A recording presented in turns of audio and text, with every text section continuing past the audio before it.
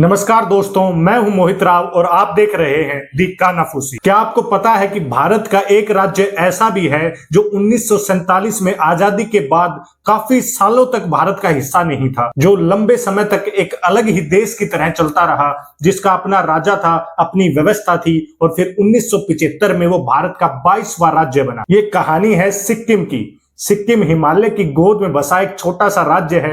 पूर्व में भूटान, पश्चिम में नेपाल, उत्तर में तिब्बत यानी चीन और दक्षिण में भारत। इसकी भौगोलिक स्थिति ही इतनी संवेदनशील थी कि यह हमेशा से ही बड़ी ताकतों की नजर में रहा। सिक्किम पर नामग्याल वंश का राज चलता था। इन्हें चोग्याल भी कहते थे। 1642 से लेकर 1975 तक यही वंश सिक्किम पर राज करता रहा। आखिरी चोग्याल राजा थे पलदेन थोंडुप नामग्याल। अब बात करते हैं कि भारत से सिक्किम के रिश्ते कैसे बने। 1947 में जब भारत आजाद हुआ तब सिक्किम एक रियासत की तरह था, लेकिन यह बाकी रियासतों की तरह सीधा भारत में नहीं मिला। 1950 में भारत और सिक्किम के बीच एक संधि हुई। इस संधि के तहत सिक्किम भारत का प्रोटेक्टरेट बन गया, यानी रक्षा, विदेश नीति और संचार व्यवस्था भारत के हाथ में रही, लेकिन अंदरूनी प्रशासन चोग्याल के पास ही रहा। सिक्किम का राजा अपने राज्य का शासक बना रहा, लेकिन जो भी भारी मामले थे उनमें भारत का नियंत्रण आ गया। उनके फैसले भारत करता था। लंबे समय तक यही व्यवस्था चलती रही, लेकिन सिक्किम के अंदर, सिक्किम के आम लोगों के अंदर असंतोष बढ़ रहा था अपने ही राजा को लेकर, क्योंकि सिक्किम की आबादी में नेपाली मूल के लोगों की संख्या काफी ज्यादा तेजी से बढ़ी थी। ये लोग लोकतंत्र चाहते थे।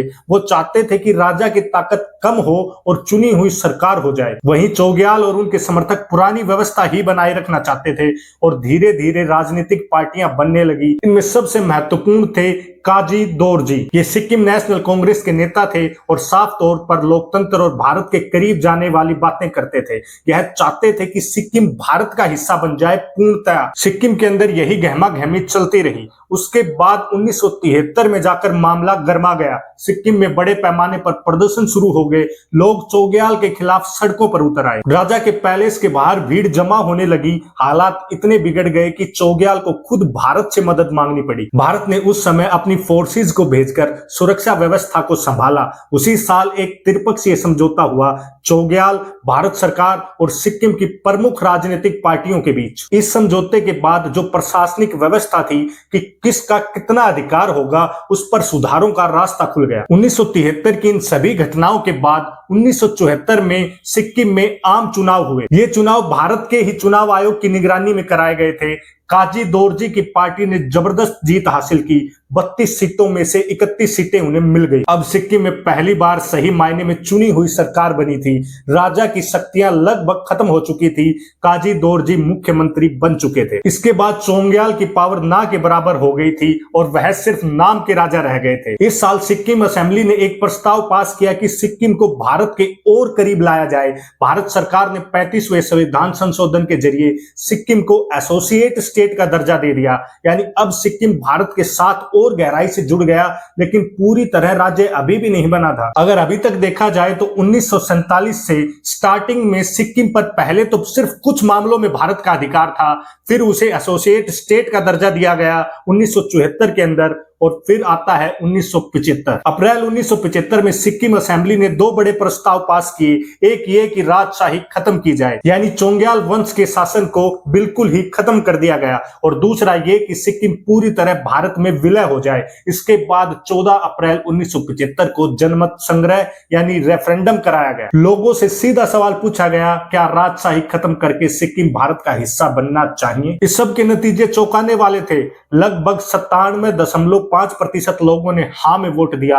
59,637 वोट विलय के पक्ष में पड़े और सिर्फ 1496 वोट खिलाफ में। मतदान प्रतिशत करीब 63% रहा। इसके बाद भी घटनाक्रम बहुत तेजी से बढ़ा।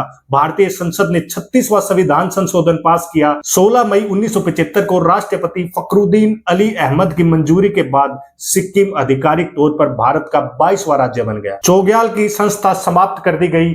काजी दोरजी सिक्किम के पहले मुख्यमंत्री बने। इस पूरी प्रक्रिया पर काफी विवाद भी हुए, काफी आरोप भी लगे। चोग्याल ने जनमत संग्रह को अवैध बताया।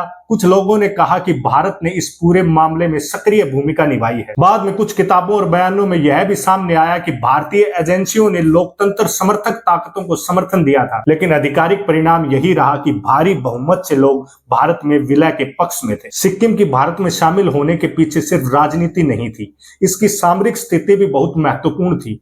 1962 के भारत चीन युद्ध के बाद सिक्किम संवेदनशीलता और भी बढ़ गई थी। तिब्बत से सटी हुई सीमा, नाथुला और जैपला जैसे पासेज, ये सब भारत की सुरक्षा दृष्टि से बेहद अहम थे। आज सिक्किम भारत का सबसे शांत और सबसे सुंदर राज्यों में से एक है, लेकिन उसकी एक कहानी हमें याद दिलाती है कि इतिहास कभी भी सीधी रेखा में नहीं चलता। कभी कभी एक छोटी सी रियासत की आंतरिक राजनीति, लोकतंत्र की मांग और अंतरराष्ट्रीय परिस्थितियों के मिलने से पूरा नक्शा बदल जाता है। सिक्किम की एक कहानी बस इतनी नहीं है कि एक राज्य भारत में मिल गया, ये कहानी है कि कैसे एक राजशाही खत्म हुई, कैसे लोगों ने वोट के जरिए अपना भविष्य चुना और कैसे हिमालय का ये छोटा सा टुकड़ा भारत का अटूट हिस्सा बन गया। धन्यवाद। मैं हूं मोहित राव और आप देख रहे थे दी कानाफूसी।